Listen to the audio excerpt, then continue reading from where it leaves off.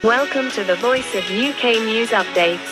برطانیہ نمائندہ دی voice of UK برطانیہ میں ہونے والی ایک طبی تحقیق کے مطابق غیر متعدی امراض جیسے امراض قلب، فالج کینسر، ذیابیطس اور پھیپھڑوں کے امراض دنیا بھر میں 74%، یہ امراض دنیا بھر میں 74% اموات کا باعث بنتے ہیں۔